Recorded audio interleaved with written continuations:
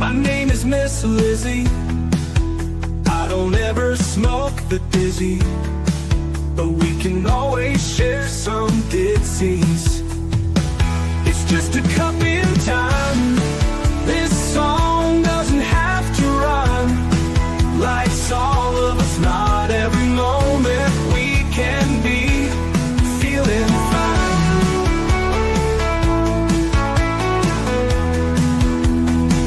I wanna share a moment, just a second if you will, maybe even a cup of thrill. We could share this performance. It's tea time, come sit with me. Well, welcome guys. Miss Liz is back, and that's right. We are starting a little early tonight, but that's okay, right? Because we want to have a good, strong cup of tea. And tonight's tea in the house is Trauma Support Rebirth. That's the tea we're serving tonight with Renee Rodrigue. So sit back, grab your tea, all of that good stuff. We're going to get you guys over to Miss Liz's YouTube channel, LinkedIn, Facebook, TikTok, all those good platforms, and get a like, subscribe, follow, and share these tea times out, because I guarantee all these tea times do make a difference, one cup of tea at a time. So let's get started with the disclaimer and then an intro, and then we'll get Renee in here and we'll serve you that tea of trauma support and rebirth through the Custody Warrior Blueprint program. Disclaimer for Miss Liz's Tea Time live show. Miss Liz's Tea Time is a global platform dedicated to sharing real life stories, diverse perspectives, and meaningful conversations that inspire awareness, healing, and connection. I'm Miss Liz is going live using StreamYard. Before leaving a comment during the live broadcast, please grant StreamYard permission to display your name at StreamYard.com. Please be advised that all the content brought forward during any Tea Time show is presented in good faith. However, discussions may include opinions, beliefs, and perspectives that do not necessarily represent the views of Miss Liz or the Tea Time platform. Information shared by guests is based on their own experiences and is perceived to be accurate at the given time of airing. All guests, viewers, and participants are responsible for using their own judgment when considering any action or decision that may relate to these discussions. Some episodes may cover sensitive topics, including but not limited to trauma, abuse, grief, mental health, and other emotionally triggering subjects. Listeners' and viewers' discretion is strongly advised. Tea Time with Miss Liz is an open discussion forum designed to offer insight, inspire awareness, and create connection. It is not a substitute for professional, medical, legal, or therapeutical advice. If you require professional support, please seek assistance from qualified professionals or trusted resources in your area. If you have questions regarding this disclaimer or the content of the discussion, you are welcome to contact me, aka Miss Liz, at my email at bookingmissliz@gmail.com, or visit my link tree at Miss Liz's Tea Times. By choosing to participate in, comment on, or view these live shows, you acknowledge and accept this disclaimer. Your participation is entirely voluntary. I, Miss Liz, welcomes you to join the conversation with an open heart, and if at any time you feel this platform is not right for you, I respect your decision and wishes and welcome you back whenever you are ready. Tea Time with Miss Liz is serving truth and awareness one cup at a time. Now let me give you a little bit on Renee. Tonight I'm honored to share this space with a powerful woman who is changing lives through truth, advocacy, and education. Renee Rodrigue from the Custody Blueprint. Renee's mission was born from her own personal journey through the family court systems, one filled with lessons, heartbreak, and awakenings. Out of those experiences came a call to help others navigate one of life's most challenging paths, custody battles and co-parenting with purpose. Through the Custody Blueprint, Renee provides guidance, tools, and emotional support for parents seeking fairness, clarity, and peace, not war, in the process. She's here to shine a light on the realities of custody systems, to empower parents to rise above the pain and to bring awareness to how we can protect the well-beings of children caught in between. So grab your evening cup, open your hearts, and join me as we dive into a real, raw, hopeful conversation about healing, justice, and rewiring the narratives of family through love and awareness with Renee Rodrigue. Let me get her in here. Welcome, Renee. Thank you. Hi. It is an honor to have you here on my platform. So Renee, I want to get into it right away with you. Usually I ask who you were as a younger girl and who you are now, but let's get into the blueprint. I really want to get into the blueprint because I have a lot of important questions that I want to get out to you tonight. So let's get that out first. Could you tell us a little bit of how the blueprint came apart or came together? Yeah. So when I was going through my own custody battle, there came a point in my court case where we decided that we would have to go through what's called a custody evaluation. There are a lot of different terms for that, but that's the general term for it. I was working with a divorce coach at the time, and this was so far back that she was pretty much the only one out there, Tina Swithin. And Tina was working with me, and she said, look, this is not my area. Planning for an evaluation is not something that I'm skilled in, but you have a strategy background, you have a leadership background. Why don't you just put together what it is you want to show the evaluator? Let's look over it. And so I did that, and I came back to her, and Tina said, I've never seen anything like this. The way that you put this together, these templates that you created, the abuse is so very, very clear. And so she said, well, what she said to me was, you should be a custody coach. To which I said, slow your roll, Tina. I got to get through my own battle first. But then I come to find out that she's kind of having others know about the templates. And someone else who was in DV recovery with me said, you should build more. It should go beyond the evaluation. So while I still am a custody eval prep specialist, I created a whole set of templates and tools that we've been using in the court system over the past 10 years or so, to great success in cases where there is that violence, there is that coercive control, that psychological control and trauma, really. And so that's how it was born. And we decided to call the custody blueprint after we couldn't come up with a name for it. And everyone on the team just kept calling it the custody blueprint for now. And then we were like, I think we have it. I think it's just the custody blueprint. Yeah. I like it that it's blueprint, right? Because it shows that there's different levels, right? And different things that are a part of it. I found that there's 9 parts of the Custody Warrior Blueprint program. So I want to get into those 9, each one a little bit, so that we can get that out to the listeners. Let's start with number 1, the end game. Mm-hmm. Yeah. So end game, the warrior's end game, refers to knowing what you are here for. When we talk to protective parents, a lot of them are coming in knowing that they want custody, and they have some ideas, some more specifics about it, but the truth is that they're not thinking about the whole picture, because why would they? They don't realize how much is going to still remain problematic, especially with the post-separation abuse. So we start focusing on different categories to make them understand at the end of the road, these are all the things that will be decided for you for the rest of your children's being a minor, unless you get into those specifics yourself. So we start to get them thinking about what that end game is, what it is that they are going after right off the bat, so that they can carry that with them as they go through perhaps unexpected ex parte orders, unexpected professional meetings. So, and the next one, in number 2, is armor. Yeah, the warrior's armor is essentially looking at mindset, and that's really 2-pronged. The first thing we're focusing on is, how are you appearing in court? And the second thing we focus on is, how are you describing your parenting? Now, the parenting piece is probably a lot easier. The protective parents that we're working with are just basically really good as parents. It's just that they may not be talking about it in that way. They may not be describing the authoritative parent that they are. So they may come off as permissive or authoritarian, more likely permissive with survivor parents. And so we like to help them figure out, what is the truth about the way you parent? How can we plug that truth into the way the court needs to hear it? But the other prong is really the one that we're constantly working on throughout people's time with us. The entire time they're with us, we're working on that mindset piece, because usually when you're up against an abuser in court, they know you. So they know how to describe who you are, how you walk into the room, and make it sound like there's something wrong with it, that it points to mental instability, mental illness, alienation, causing anxiety in our children by having their own anxiety. And so being in the same room with your abuser, when you're in court, when you're with professionals, where the two of you may be doing a joint session, it's easy to have that trauma be a very apparent layer that then unfortunately feeds into the narrative that your co-parent has about you.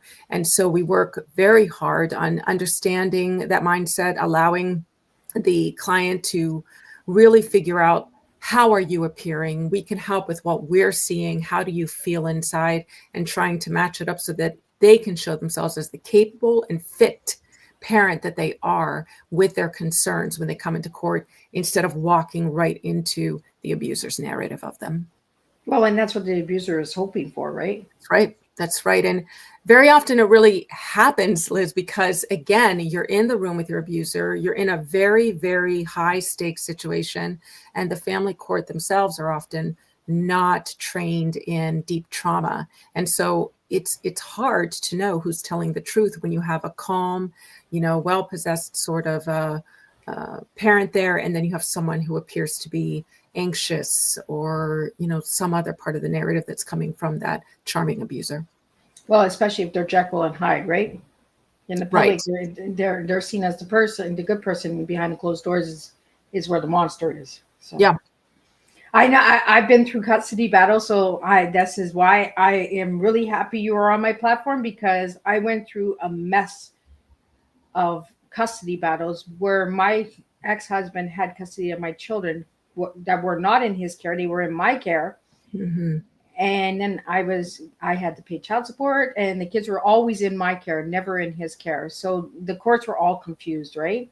So Yeah. that's why when you reached out to me, Renee, I was just like, no, you have to come on. Like, we have to get this out there, because that's what the abuser is hoping for, is that we come in there all broken up and all our trauma is engaged, right? So we're very emotional, and then they're like, oh, well, she's mentally unstable because she's so emotional and Yeah. stuff like that. So I really want to thank you for tonight. Well, I'm glad you bring it up, because November is Family Court Awareness Month. And I think a lot of people see family court as a place where the parent who should be getting some sort of custody, or they should have the majority custody actually end up losing custody, in spite of the fact that they're the primary caregiver. And it's hard for people to understand that family court can award custody to the wrong parent, to the parent who doesn't know the children, doesn't know their favorite color, their best friends' names, their teachers' names. Yeah. So, yeah. So we're going to go on to number 3, adversity. Yes, the warrior's adversary. And so here what we're looking at is we focus on 2 things. So we're looking at, what are your concerns about your co-parent? What is it that is going on with your co-parent? And how much of that might you have evidence for, do you think? So we start to explore the problems, what types of abuses that their co-parent has and is coming up with. And then the other thing we do is we work on allegations. So we have them also, clients also take a look at what are all of the allegations. And when we're looking at that, we're really deep diving into, the smear campaign, meaning what are they telling the friends, the family, the neighbors, the school, etc. How is it that they've been insinuating that you've been doing things in past emails, text messages, etc.? What are they writing in their motions? What are they clearly saying in their filings? What are they blatantly accusing you of when they message you or send you an OFW? So we're really looking at all the different ways that they have these allegations, where they're coming from, and take a look at every single one of them. And with concerns, when we're working with the clients, we are very careful. We really make sure to have different categories for them to think about, because I think when you think about, I'm leaving this abuser, I'm escaping this abuser, you've really got 2 or 3 things that are top of mind if you had to categorize them. But the reality is that some of those categories of how this abuser is abusing is not something the court cares about, interestingly enough. So we give them a set of categories that we want them to think about. And pretty much everyone we work with realizes that most of those categories, they do have some concerns about their co-parent about. And so sometimes when we're working with people, they discover that their strategy does not lie in what they thought it did. It actually lies, quite strategically in things that the court is going to care more about, that they don't realize that at the start. Yeah. And number 4, our arsenal. Yes, the warrior's arsenal. So that's a beast. And once people get to that part of the Custody Blueprint program, then we are working on the evidence. And so with that, we are taking a look at what they actually have. And it's kind of fascinating because now, much more so than even 2 years ago, the majority of what people have, it's still, text messages, emails, etc. But there is a lot of people who come in largely with recordings. So they might have recordings from a dash cam, a smoke alarm cam, a doorbell cam. They might have recordings that they've been taking on their phone. They might have recordings from sessions they've been in with their co-parent or with the teachers or with, a co-parent counselor or whatever, in places where they're allowed to record, where they can record. I think it's important for me to pause here and just note for everyone who's thinking I need to record more, it's crucial that you take a look at whether or not recording is legal in your state or province. And really what you're doing is you're putting in the name of your state or province, like Wyoming, for example. So you would put in Wyoming recording laws. And what's going to come up is one of three things. It's either going to be one party consent, two party consent, or all party consent. As long as it's two party consent or all party consent, some people argue that that's the same thing. It's not exactly the same thing, but both of them basically mean the same thing for protective parents, which is that you are not allowed to record without everybody's consent, right? If it's one party consent, then you still have to look closely and ask your lawyer, should you have one, but the chances are very high that you are able to record, but it has to be a conversation that you are part of. So one party consent means that one party in that conversation is recording without everyone else's knowledge. So if you're recording an exchange, for example, and you and your co-parent are talking, since you are part of the conversation, as long as it's a one-party consent state or province, you are then allowed to have that recording, to make that recording. And that's a lot of the evidence that we are seeing. So when we're going through that with clients, this is where it gets interesting because people come in with mountains and mountains of evidence. At this point now, we're getting people with hundreds of recordings. And the truth is that most of those recordings we don't use. We're really just looking for one or two, maybe three that we can use, unless there are recordings of physical violence, which are very rare to be able to capture. But if those are captured, if you have 10 of them, if you have 30 of them, you use them all. But if you are looking at other things, then we're really looking for something in particular. And so we don't want to bring in a lot of recordings. But we're gathering evidence for either that custody evaluation or examination, whatever it may be, as well as court evidentiary hearings, trials, etc., so that people have that. And so we help people understand what's going to work, what's not going to work. And we even go through some of it with them to teach them how to continue to do that as they go along. We had a question that came in while you were talking, Renee. They want to know where they can find the laws for the recording for global. Yeah, very easy. You'll go to your browser. Most people use Google, so we'll just say that you're going to go into Google and you're just going to ask it. You're going to put in your state or province name. So let's say California. You're going to put in California recording laws, and then you'll see what's going to come up. And again, it's either going to be one party, two party, or all party. You're looking to see that your state is a one party consent state. California is not, so that you can then be allowed to possibly record a conversation that you are part of. Chances are extremely high that you would be able to, but of course you always want to double check. It would be awful to, be bringing something in that you'd hope to use that isn't admissible.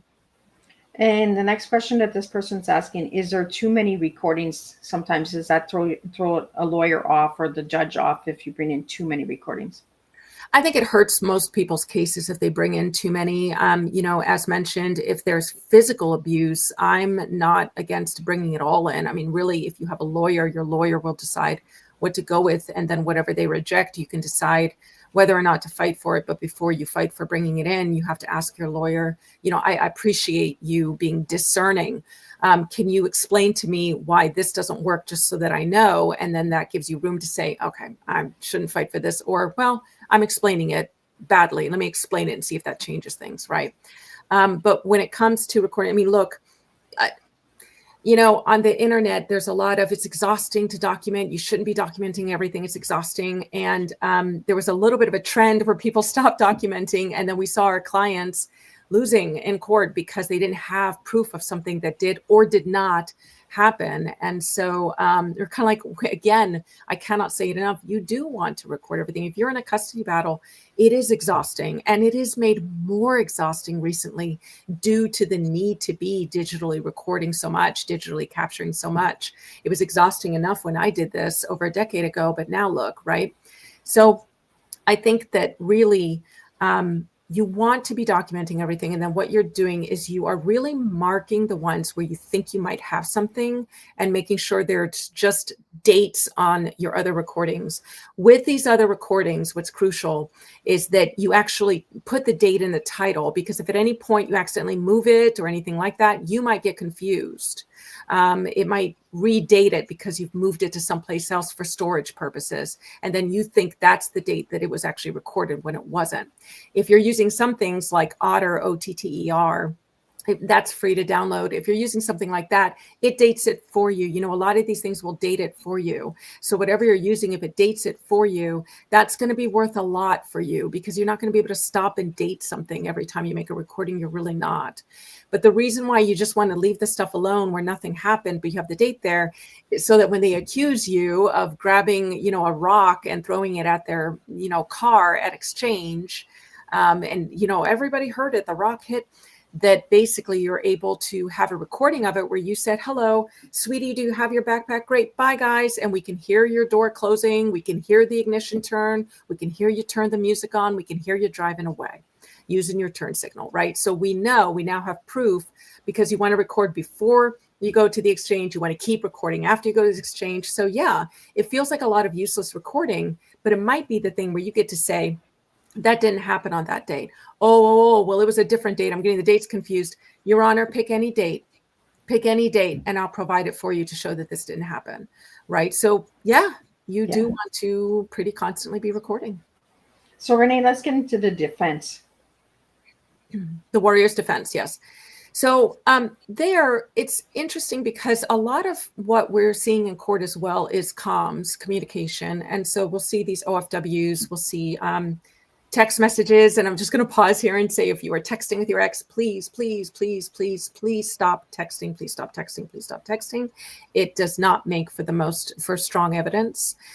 We use it. Please don't get me wrong. We're using it. But when people are able to move from text over to email, which sometimes is a little tricky, but when you are able to move over to email, your evidence appears to be less emotional when you talk or when you write. It tends to look like you're trying to collaborate, whereas text messaging, even when you're writing something in email format, will just psychologically have an emotional layer to it, as well as a lighter layer to it. Sometimes we do want to be lighter, but we want it to be over email. For the most part, we want the email to be very clear that you have a friendly business relationship, or at least a civil business relationship with your co-parent, right? And we have particular methods that we use within that.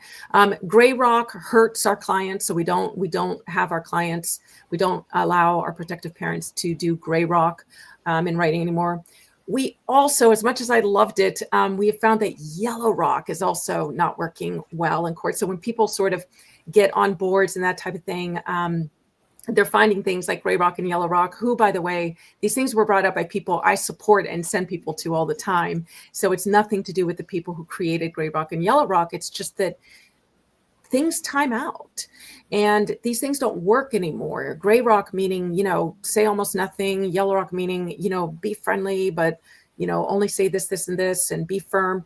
The firmness doesn't work well in court. So boundaries, as I like to tell our clients, no doesn't have to sound like no. It can sound like no, right? And so what we're doing is when we're working with people who are kind of like, I've got this, I'm really good at this, and we take a look at what we're writing, we're all kind of like, let's change a few things. And so we're teaching them to write in a way that, lately I've been using the term Pollyanna, where it's basically you're coming in and you're cheering, you're wonderful, and you're treating them like they're normal and giving them room to respond in a way that is not normal and that is contentious, right? And And I think that the court seeing someone who's trying so hard to collaborate and sharing a little tidbit that in the end doesn't matter and you can't be attacked for and that type of thing puts our clients in a much better place. So we're really looking at each individual client and taking a look at their style, the way that their co-parent is in their co-parent style, and we're figuring out the exact way of writing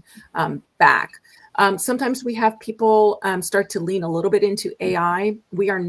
AI is not ready yet. No matter, we've tried all of the platforms. We're not pleased with AI yet. It still gets our people in trouble, but we can say that it's a lot better than where a lot of our clients are starting out in the way that they're writing to their ex. So if you don't have a coach or anything like that, then do lean into AI, but don't just take it and run with it. You still have to be extremely careful. You still have to edit. You still have to tweak because of the way things look. So the defense then is about writing in a way, knowing that all of these, and when I say OFW, I mean our Family Wizard, I'm talking about these parenting communication portals, excuse me, anything, or if you're writing over email, it's basically how are you writing, because all of this is likely to come into your court case. The evaluator, the guardian ad litem, the OCL, whoever it might be, are very likely to see at least some of your emails, right? So we help people clean up their emails. And what ends up happening, of course, is that then it's kind of like, well, how am I going to explain the fact that I was kind of not so great, and now I'm like, I sound very different. It doesn't sound like AI, but it does sound very, very different and like I'm being coached. First off, there's nothing wrong with saying, you know what? I realized that it wasn't sustainable for us to be writing this way. I didn't feel good about the way I was writing. I felt triggered when I was writing. And so I wanted to get something so that we could get to a place where we could really co-parent. And I feel like I'm doing that.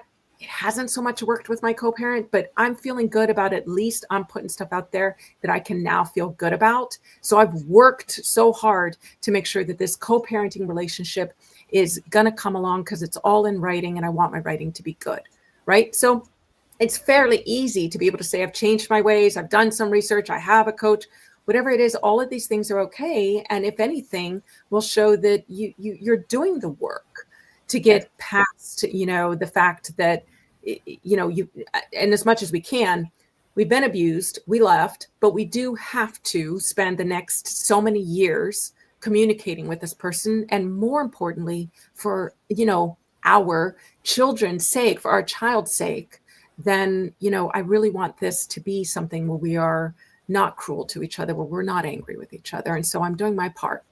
Right. And then the defense piece is what they write back, because when you write to them in a way that looks unaffected, they're going to do one of two things. Well, the first thing they're all going to do, which is that they're triggered by it. Absolutely. They don't like that you're not under their thumb, but some of them will show the triggering, others won't. And then they will start to mimic what you're doing. But that's still okay because they can't help themselves. Most of these people are narcissists, so there's still going to be colors of things. And well, they eventually get caught. It might take months, it might take years, but they eventually do get caught because they can only spin so many spider webs, and then the spider web falls apart. That's right. I want to get into the custody evaluation. You mentioned it at the beginning, but let's talk about that for the people, the viewers out there that don't even know what custody evaluation is. Yeah. Well, a custody evaluation will often come up as a possibility or will be mandated for a case that just isn't settling. This case just cannot be closed. The judges are really looking at having an expert who can really speak to a deep dive into the parents, into the children, into collaterals. Collaterals are basically people who can speak to what they've seen. Teachers, coaches, pediatricians, etc., right? Babysitters, etc. If an evaluation is coming up, first off, it's generally something that is incredibly expensive. And it tends to, if you're doing a full custody evaluation, because now there are different kinds that are coming up, not many, but a full custody evaluation, which is the most common thing that's still being done, is going to be about 3 to 6 months is what they'll quote you. It's more likely to be 6 months to a year. There's a lot I can talk about here, that is a little bit sort of ancillary in a way. For example, the longer that the evaluation goes on, the more of a status quo you're creating, which if you have full custody works well for you. But if you're doing a temporary, and temporary is always permanent, so you shouldn't agree to 50-50 if that's not what the kids are used to, right? But whatever is in place when your case starts, and whatever changes you make, it can easily become a status quo. And the longer that evaluation goes on, the more of a status quo you've got. And then even the evaluator may not want to upset that status quo, right, for the children. But an evaluation is basically going to consist of several interviews that are done with you. Several interviews are done with your intern, with your co-parent. So they'll meet with you, meet with co-parent, you, co-parent, you, co-parent. There is likely to be a home visit so that they can observe you with the kids. Same thing on the other side. There may be the children visiting the evaluator in their office. That's a possibility. You'll be giving your body of evidence to the evaluator. And many people argue that this is the person who should get all of the stuff that they need. Unfortunately, when people hear all of the stuff they need, they hear everything you've got, which is not at all true. And so that's part of the work we do, which is to say this really needs to be a work of art. And so the body of evidence for an evaluation is one of the hardest things that I think we work on to put together, because we have to feel good about every comma. We have to feel good about everything that's included. And therein, again, that's where the custody blueprint started. That's where my template started, that Tina had said, wow, this just lays it out, doesn't it? Very clearly. So that's what we're using. There's a couple of new pieces that I have designed since then that have worked beautifully. And so that we're coming, there are some clients who come to us basically who are kind of like, I'm looking at them thinking, I don't know how we're going to do this. And they do end up getting it because that body of evidence is something that they spent the time on, that we put together, right? And so over the course of this, and each one of these meetings are usually an hour, but sometimes several hours. I tend to like it when there's several hours rather than 1 hour at a time. There's also psychological testing. There's a lot of controversy around the psychological testing. The MMPI 2 or 3 is usually what's used, right? Which is a test that is brilliantly designed and is now used for custody evaluations as well. So there's that. And that's, as you can tell, a whole different discussion to be had. But then you just don't know. You just don't know what the evaluator is going to pull out. There's personality tests, there's parenting tests, and there's controversy around every one of these tests. Should they be used in a custody situation, or aren't they supposed to just be used clinically? Is this a real thing and does it work? Is this biased? A lot of these tests are biased toward a middle-class white male. And so it gets tricky, right? With the MMPI, which many evaluators, that may be the only thing that they'll use, then what they're doing is they're looking at the results, right? And so it's usually spit out by the system, that type of thing. But often, the trauma victim is basically going to show up as possibly paranoid or overly anxious. And it's kind of like, yeah, it's very situational, right? This whole thing is very situational. And then oftentimes the abuser will come off as deceitful. But what's interesting, and this is why the body of evidence is so crucial. What's interesting about those tests is how often the test itself has shown that this person is deceptive, and they will actually say that's just because they're protecting themselves in a custody battle. But then the protective parent, usually the mother, I'm going to say, that's showing up anxious and paranoid, is seen as having a personality disorder. And it's not the test that's saying that, it's the interpreter. And so it becomes really problematic from my viewpoint of how often I see that they're just, the interpretation is just not getting it right. And this is what ends up in these reports. And the reports can be anywhere from 20, 25 pages, which is, a little short, but okay.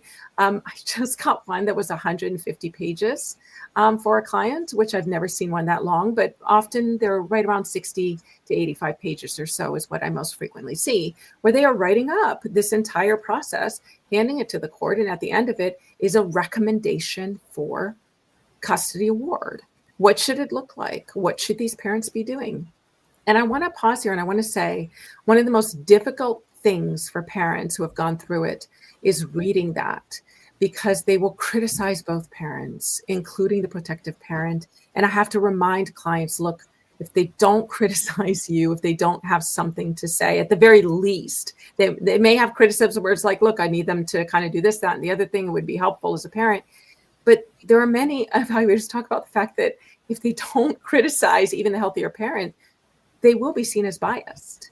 Yep. So then the whole report gets thrown out when it was in favor of the healthier parent, of the protective parent who knows these children. And so we don't know why things come out the way they do, but it's just a very hard read for a protective parent who is just stabbed in the heart by every critical thing they read about themselves, wondering if this is the thing that is going to derail their, their attempt to protect their children. Well, and there's a difference between a regular custody battle and a narcissistic custody battle as well, correct? So that's an interesting thing. I'm glad you bring that up. So it is actually 95% of divorcing parents never see the inside of a courtroom. They figure it out, maybe with the help with lawyers, maybe sitting at the kitchen table, but they figure it out. 5% end up in court. Now, let's take that group, that 5% group. Of that group, we know that 75%, and people, those are the latest statistics, which are always, statistics are hard. So it's a little bit older, but there are a lot of people who are in the field now who say it's definitely higher than that. But let's just go with the most recent statistic we know, which is that 75% of cases that go into court have an abuser. So they're in court because there is a parent who is insisting on revenge, a vendetta. I'm going to make you pay for seeing through me. I'm going to make you pay for leaving me. I'm going to make you pay for embarrassing me, fill in the blank, right? And so it becomes this protracted battle that just lasts forever and ever until somebody is bankrupted, really, right? Or hopefully we can end it sooner. And so it's really, if you're in court, 75% of that are going to be, you've got the abuser, you've got the narcissist. The other 25% tend to be made up of, maybe both the parents are the problem, but they tend to be more extreme cases where there might be imprisonment or drug use or something where the children are really endangered. And they're really just trying to figure out how to protect the children. Yeah, because I seen something that you put up today about, and I wanted to talk to you about that, is the private judge. Oh, yes. So that's another thing. So there are some new, the court system is so inundated, right? It's like, you're saying, but only 5%. And yet that number is just, it's huge. It's huge. The court systems cannot handle these things. And so a couple of the newer things, the private judge is definitely probably the newest thing to really kind of start getting out there, right? But collaborative divorce is something that we're trying. I'm not a fan of collaborative divorce when there is domestic violence, because collaborative divorce means that you're sitting down and you really are figuring it out with the help of lawyers. You may promise not to litigate, but as a result, you're also promising to just agree. And I have never, not once, not yet, seen a collaborative divorce where the abuser shared all of their financials, and yet the healthier parent and the one who, by the way, 99% of abused parents, of abused people, have also been financially abused.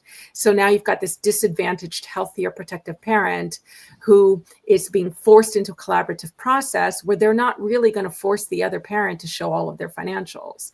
And so they're trying to negotiate something when that protective parent knows that there's a lot of hidden money, right? There's a lot of money that's not being declared.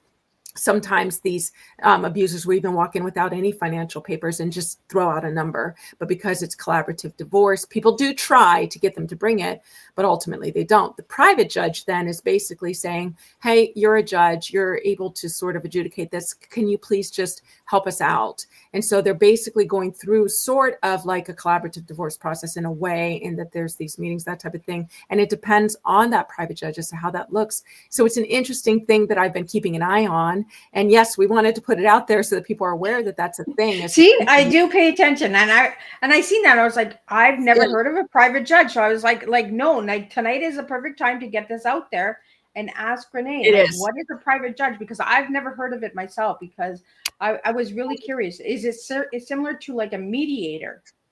Yeah, except this person can make decisions. And I think, with private judges, from what we can see so far, it seems to be for people who are quite wealthy. Of course. Yeah. So, And, so and something that you mentioned is a lot of abusers will use the financial against the other parent, right? They breaking them down emotionally, mentally, physically, and now they're breaking them down financially. And the courts will often look at who has the better income without even considering the condition of the children in care. So I don't know that I've seen a lot of that. It's the income doesn't come into it quite so much in terms of custody determinations, unless there's someone who just doesn't have an income at all and therefore doesn't have a place for the children to live, or cannot be assured that they can feed the child, clothe them, get them the books and toys that they need, pay for their field trips and lunches and etc. But usually the way that money is wielded as a weapon is through being litigious. So there will be ex parte motions constantly. There will be a motion here, a motion there. A lot of the protective parents that we're working with, we're preparing them for court about every 2 to 3 months. And there are even some districts and territories that everyone's jurisdiction is different. Sometimes people come to us and say, this is what we do in my state. It's kind of like, I'm not worried about your state. There's only so much knowing about your state's going to give you something. Let's find out more about your jurisdiction, right? Because the interesting thing is people will say, do you work here in Canada? Do you work here in Australia? It's kind of like, as a matter of fact, we work in, right now we're in 5 different countries in the world, as a matter of fact, right? And they're all coming to the same law conferences. They're all attending the same, webinars and conferences, wherever it may be, Oslo or wherever. And so it really is kind of the same. The laws are going to be different, of course, but the preparation that we do with you, the way that we're getting you in there to have the judge see what they need to see, that doesn't change. But when we ask people to look at their jurisdictions, we're looking at them to say, find out, if you have a lawyer, what does your lawyer know about this judge? What is this judge's sensibilities, right? What is their philosophy on this, that, and the other thing? How do they tend to generally rule? Because as somebody who has a strategy background, those things are going to be important for me as a strategist to figure out. Right? Lawyers come in and they're very tactical about it. The more they know about the judge, the better. But what I'm building is an overarching strategy, so that instead of these protective parents scrambling every time something unexpected happens, they pivot. They're like, yep, something unexpected was going to happen. I predicted this exact thing, or I didn't know it was going to be that, but now we move to the next thing we were going to do anyway, versus scrambling, finding that they're stipulating in the hallways of a courtroom, which is disastrous. There are just various things that can happen. And so it's important to know the jurisdiction. It's important to be aware of what's going on there. So Renee, do you work with mothers only? We don't work with mothers only, but I'm going to be honest with you. We work largely with mothers. We figured out that this is my theory anyway, having done this for as long as I have. I think it's, you can get statistics from anywhere. If we pick the most neutral place, which is just the statistics on violence with the federal justice system, if we just did that, it also echoes statistics from every other organization, which is to say that 85% of domestic violence victims are women, right? They're women. And of the 15% who are male, 49% of them have a male perpetrator. It is their male partner who is their abuser, and 48% it is their female partner who is the perpetrator. So can women abuse? Yes, about this much of the time, right? And of course, I know it's going to be all kinds of people surging and saying, I'm going to get it all back. You're going to get it all back. But the thing of it is who's responding to us as we put out there that we work with both men and women? It's largely women. The statistics are the piece. And then the other piece I think it is that when you are abused as a male, if you are abused by a female, do you really want to go to a female for help, right? When we're helping women, they're very triggered by males for a while. It's hard for them to trust their judgment about males, for some of them about anybody, right? And so the same is true of men. The same is true of males. So yes, we have male clients. We have plenty of male clients right now, right? But it echoes the percentage, right? And like our makeup actually echoes the percentage of the statistics that are out there, which I do find interesting. Yeah. Well, I'm happy that you're putting those numbers out there, and for my male listeners out there, I try to get both perspectives out there. And yes, yeah, I'm like you, Renee. Like if I was a male, I wouldn't want to go to a female if I was being abused by a female for help. I would want a male. Same as a female doesn't want to go to a male lawyer or male support coaching when she's being abused by that is just the way it is. It's trauma. Yeah, it is that trauma. We don't know what our trauma is going to do or what it's going to look like. And is that trauma going to make you need to sort of fold into, just who you are and your gender and that, so we don't know, but I'm very understanding of it. It makes sense. We had a question that came in, and the question is, what are the most common injustice you see mothers and children facing in custody battles today? It's funny. I know the thing was most common. For some reason, what jumped into my head were false arrests. But provoke and record really comes into my head. I think the biggest injustice actually would be the 50-50 thing. I think that abuse is not believed. Women are more often painted as alienators, which, excuse me, is very, very problematic in court. But there's this 50-50 belief that children do very, very well when they spend as much time as possible with mom and dad, or mom and mom, dad and dad. And the thing of it is that a lot, when this first started, we were pulling from these statistics from these studies. And I went back and I read the studies because I'm that person. I'm that person where when somebody says something, I'm all kind of like, oh, that's interesting. Let me read the whole thing. I do have a psych background, so that's part of it. But I read these studies, and pretty much every one of them have just one sentence, one little something. It's not even written as a disclaimer. It's just written as a fact in the middle of these things. One of them is on page 28. I'll never forget that, where it says, this does not hold true if there is abuse or contention between the parents. And so it's kind of like, well, then 50-50 has zero place in the court system, right? If you've got a contentious court battle that isn't solved quickly, then 50-50 is not something that works. But then you have MHPs, mental health professionals, psychologists, and people who understand children, study children, who many of them will say, look, it's great for them to spend time with both parents. But the truth of the matter is that these children are going to do best with what they're used to. You do have a primary attachment figure. You can have more than one, but you do have a primary attachment figure, right? To rip them from them for half of their lives. I mean, I would challenge anybody out there who has a really wonderful, loving marriage. You've been married for like 40 years or whatnot. And now, sorry, you don't get to see them for half of your time, half of your life, right? I think the best thing for children is what they are used to. That's what the parenting plan should be afterwards. So you're really studying, and this is something I'm doing with my clients, is how much did your co-parent spend with the children? A frequent response we'll get is they'd go on bike rides, or he'd take them to the arcade on the weekends for a couple hours, for 3 or 4 hours. This is somebody who does well with his or her kids when they have them for a half day on the weekends. But you try to suggest that to somebody in a custody battle and they lose it, right? When it's kind of like, well, what are you going to do with these kids beyond that? Yeah. And a lot of them say, well, this is, I was their primary caregiver anyway, and they act like they're going to spend all this time with the kids. But then we come to find that when the children are over there, they report that they're sat in front of a TV, that they're left alone, that the girlfriend or the abuser's mom is taking care of these kids. So it's not so much about having the kids. It's about, any number of things for them, right? The revenge thing, the wanting to look like a great parent thing, whatever it might be, fill in the blank, right? So the better things for these kids is to not also have to pack their suitcase halfway through the week, or the week on, week off, which is a horrendous thing to do to a person. So what I like to say is, you're an adult. I mean, hey, Liz, you're a grown-up, right?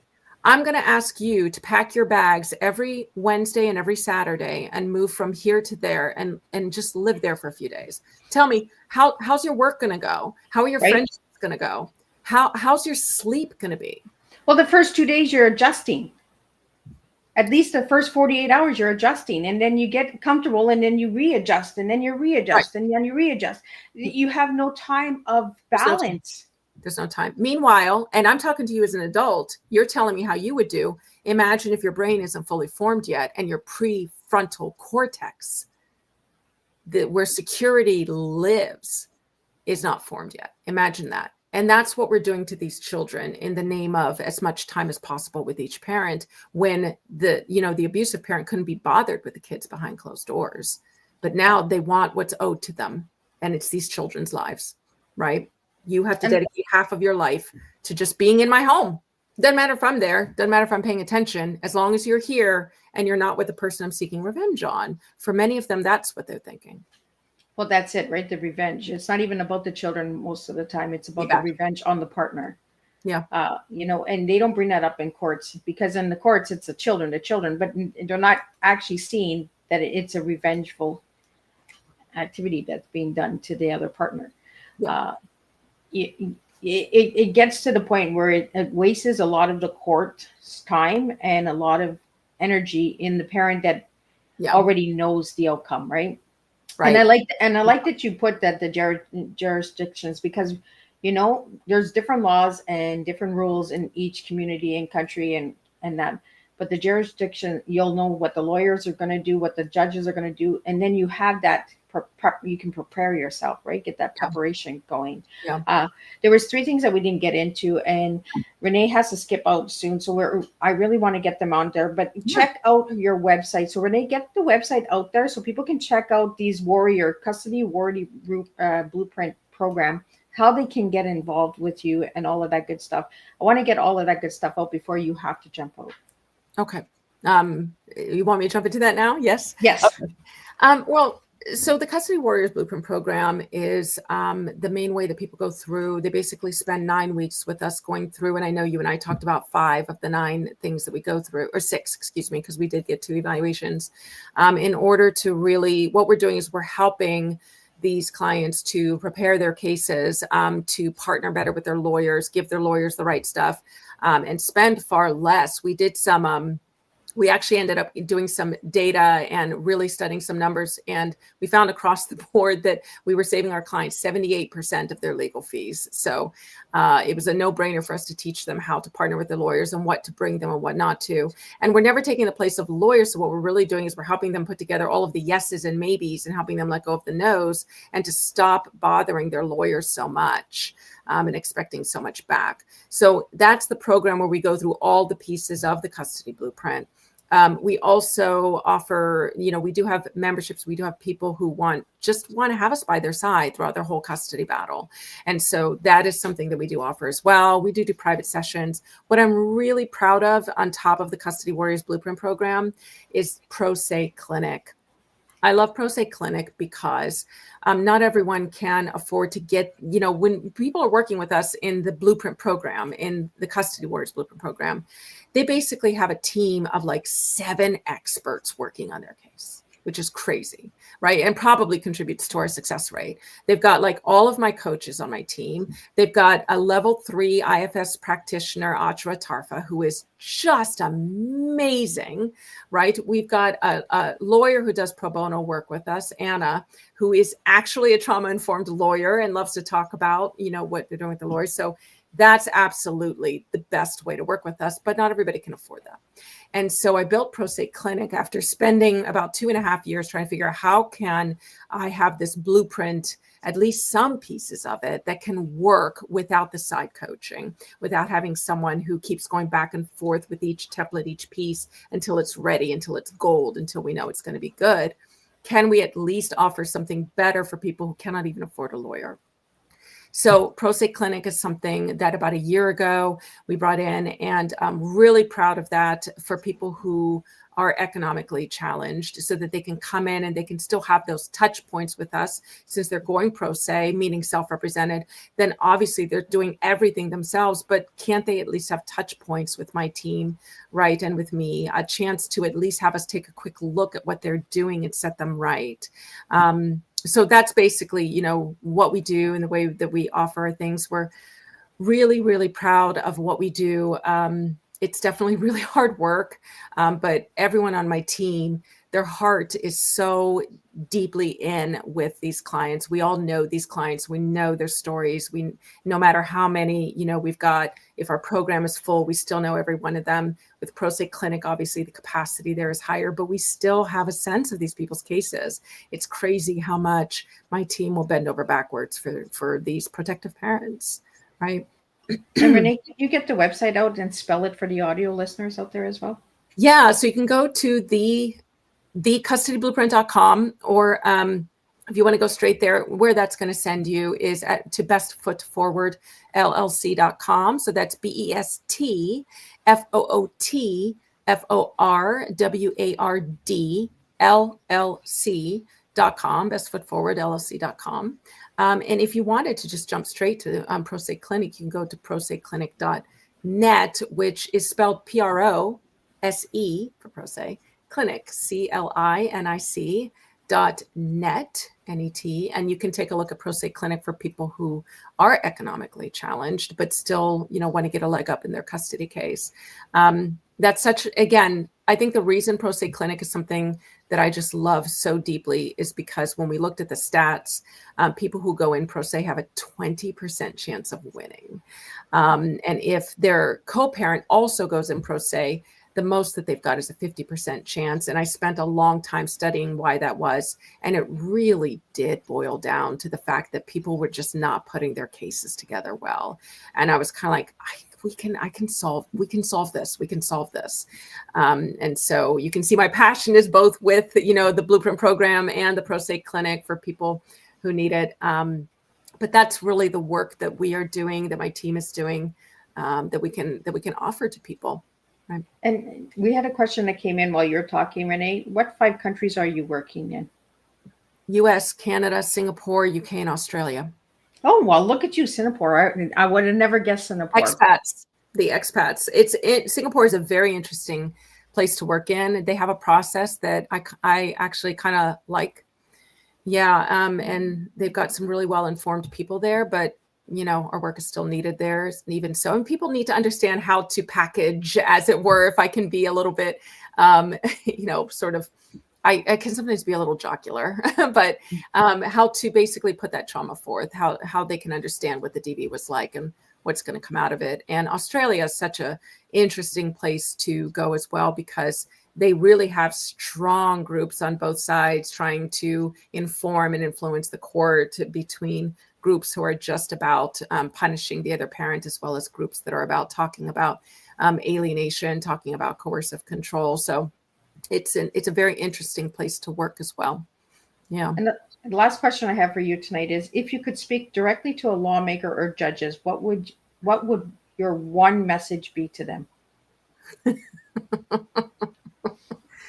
Not something they want to hear.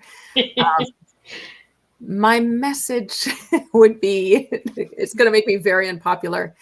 As someone who is a 2-year certified, and I continue to get more certificates in all the different kinds of domestic violence, I feel like if you're going to work in family court, you should be required to get a long form, like a certificate, like become a certified DV advocate, so that you are really hearing the statistics and you're learning the psychology and the philosophies and the history of, how the patriarchy may have contributed or not, and just and the immigration and how that matters, and how men are abused, how women are abused, all of it. I mean, there's a point where you don't know anything until you've really heard it, even if you've experienced it. It's very, very strange to say that.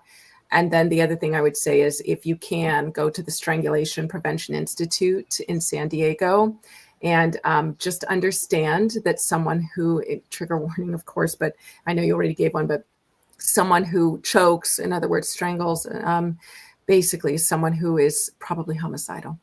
Yeah. So it would be great if I stopped hearing freaking judges say, well, there were no marks. So, and if you get certified in that, if you take their program, you understand why there are no marks very frequently, and what marks could look like versus what they should look like. I know I went on, and there's one. I am glad that you got that out there, because it's not always a mark that's going to show the truth. We really got to stop with there was no marks, there was no there was no scar left behind. We really got to stop that. So thank you for getting that out there, Renee. Thank you for joining me on Tea Time. I'm just going to do a wrap up, and I really appreciate this, and stay in contact because I do want to know more about these laws and the blueprint in that as well. So tonight, as we close tonight's tea time, I want to extend deep gratitude to Renee for bringing her truth, wisdom, and unwavering courage to the table. Her work through the custody blueprint reminds us that even in the hardest chapters of our life, we can rebuild with grace, with patience, and with purpose. Renee's voice stands as a beacon for parents everywhere who feel unseen or unheard, showing that awareness, education, and empathy truly can change the system and hearts one story at a time. To all you tuning in tonight, thank you for sharing your evening cup with us. Remember, no matter how broken a story may seem, it can still be rewritten into something beautiful. Catch all the replays across Miss Liz's platforms, YouTube, LinkedIn, Facebook, and keep pouring your TEA and TEE, teaching educational awareness, into every part of your life. And I'll see you guys same time, same place, and we'll do this all over again.